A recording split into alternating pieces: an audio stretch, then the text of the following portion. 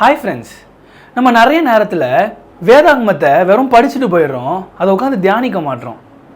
அப்படி நான் உட்காந்து தியானிக்கிற நேரத்தில் ஆசா ராஜா அப்படின்னு ஒரு கேரக்டர் என் கண்ணில் பட்டுச்சு. ஆசா ராஜா யாருன்னு பார்த்தீங்கன்னா அபியா அப்படின்ற ராஜாவுடைய மகன். இது எங்கே போட்டிருக்குது அப்படின்னு பார்த்தீங்கன்னா 2 நாளாகமத்தில் 14வது அதிகாரத்தில் போட்டிருக்கு. இந்த ஆசா ராஜாவுடைய பிரேயரை நம்ம அனுதினமும் பாடுவோம். என்னது அது? ஆண்டவரே, பலனுள்ளவனுக்காகிலும் பலனற்றவனுக்காகிலும் உதவி செய்வது உமக்கு லேசான காரியம் அப்படின்னு சொல்லிட்டு பாடுவோம். அதே சமயத்தில் பிரேயரும் பண்ணுவோம். இந்த பகுதியை நான் தியானிக்கும் போது எனக்குள்ள ஒரு கேள்வி வந்தது.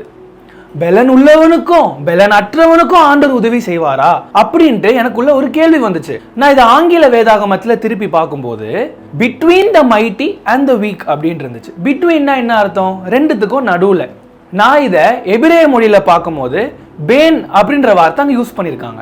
பேன் அப்படின்னா என்ன அர்த்தம்னா பிட்வீன் அப்படின்னு அர்த்தம். இதை நம்ம அப்படியே தமிழில் டிரான்ஸ்லேட் பண்ணோம் அப்படின்னா, ஆண்டவரே, பலன் உள்ளவர்களுக்கும் பலன் அற்றவர்களுக்கும் இடையில உதவி செய்வது உங்களுக்கு லேசான காரியம் ஆண்டவரே அப்படின்ட்டு தான் அங்கே ஆசா அந்த ஜெபத்தை ஏறெடுக்கிறாருங்க.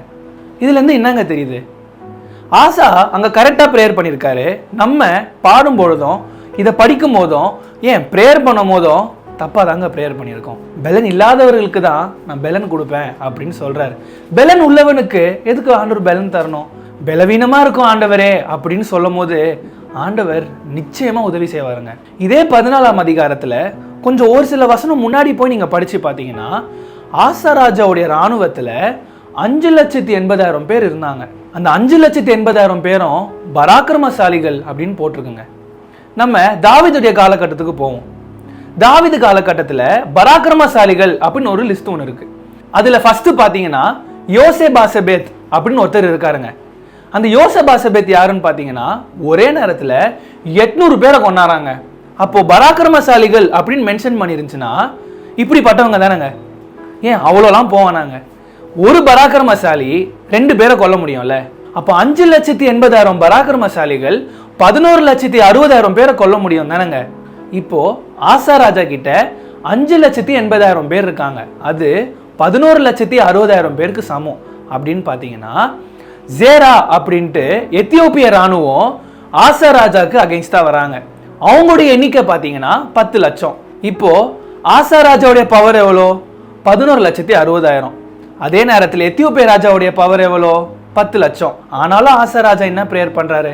ஆண்டவரே, பலன் உள்ளவர்களுக்கும் பலனற்றவர்களுக்கும் இடையில உதவி செய்வது உங்களுக்கு லேசான காரியம் ஆண்டவரே அப்படின்ட்டு ஆசா ராஜா அந்த இடத்துல ஒரு ஜெபத்தை ஏறெடுக்கிறாரு. ஆண்டவர் அந்த ஜெபத்துக்கு பதில் அளிச்சு அந்த எத்தியோப்பிய ராணுவத்தை முறியடிச்சாருங்க. இன்னைக்கு நம்ம இதுலேருந்து என்ன கற்றுக்கலாங்க?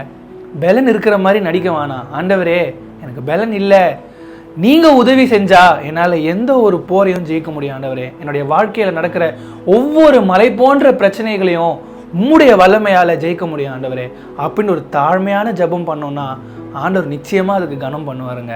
அடுத்த வீடியோவில் உங்களை சந்திக்கிறேன். நன்றி.